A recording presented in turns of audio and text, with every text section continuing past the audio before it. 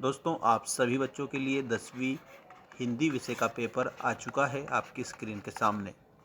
यहाँ पर इस पेपर का मैं सॉल्यूशन बता रहा हूँ और वो भी फुल सॉल्यूशन आपको दे रहा हूँ। आप लोगों को मैं इसका पीडीएफ दे रहा हूँ कहाँ पर, हमारे ऐप पर। ऐप की लिंक डिस्क्रिप्शन में डाल रखी है।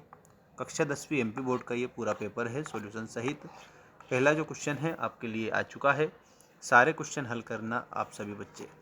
कुहासा का मतलब होता है कोहरा। सारे आंसर रिवीजन में करवा रहा हूँ, सभी चैनल को सब्सक्राइब करके रखना। प्रगतिवादी कवि हैं तो इसमें मुक्तिबोध प्रगतिवादी कवि हो जाएंगे। नेताजी की प्रतिमा की ऊंचाई थी 2 फुट, इसमें 2 फुट आंसर होगा। अगला प्रश्न ये रहा, कलम का जादूगर किसे कहा जाता है? तो रामवृक्ष बेनीपुरी को कलम का जादूगर कहा जाता है। सूर सारावली के कवि का नाम क्या है? तो सूरदास सूर सारावली के कवि का नाम है। और नेक्स्ट आपका क्वेश्चन है, निराला का जन्म हुआ था। तो निराला का जन्म आप सभी बच्चों को कमेंट करके आंसर देना रहेगा कि निराला का जन्म कब हुआ था। जिसका कमेंट सही रहेगा उसको मैं हार्ट भेजूंगा। पहला भी नहीं है, दूसरा भी नहीं है। याद रखिएगा, 2 ऑप्शन आपको मैंने दे दिए हैं, दोनों में से एक आपका करेक्ट है जो बताना है। चलिए नेक्स्ट देखिए, रिक्त स्थान का पहला।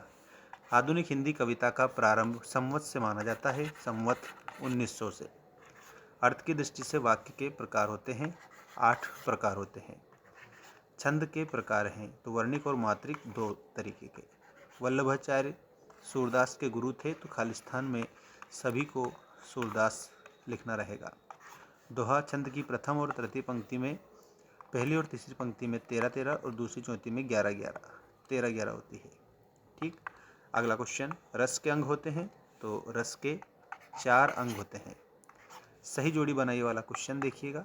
ये सही जोड़ी का पहला जो क्वेश्चन है आपकी स्क्रीन के सामने आ चुका है, जिसमें कि आप लोगों को बताया है शिव पूजन सहाय। इसमें माता का अंचल लिखेंगे आप सभी बच्चे। रामवृक्ष बेनीपुरी तो इसमें मुजफ्फरपुर। मैथिली शरण गुप्त में आपको पंचवटी। रिसाई इसका मतलब क्रोध करना। चौपाई दे रखा है, 16 मात्रा चौपाई में आपकी हो जाएगी। एक अंक के आगे आपको एकांकी लिखना रहेगा। ठीक है, एक अंक में एकांकी आपका सही उत्तर हो जाएगा। इसके बाद में आपका एक शब्द एक वाक्य में उत्तर लिखिए वाला क्वेश्चन ये रहा। अट नहीं रही कविता किस बात को प्रकट करती है? तो इसमें लिखना है फागुन की सुंदरता को। ठीक है, तो यहाँ पर फागुन की सुंदरता आपका आंसर होगा। कवि नागार्जुन का मूल नाम वैद्यनाथ आपको बताना है। निराला रचनावली में 8 खंड हैं। रामचरितमानस का मुख्य छंद, इसमें आपको चौपाई लिखना है। विनय पत्रिका की रचना किस भाषा में हुई है? ब्रिज भाषा में विनय पत्रिका की रचना हुई है। कामायनी किसकी रचना है? तो कामायनी जय शंकर प्रसाद की रचना है। ठीक है, तो जय शंकर प्रसाद आप इसमें आंसर करेंगे। इसके बाद में सत्य असत्य लिखिए वाला क्वेश्चन देखिएगा।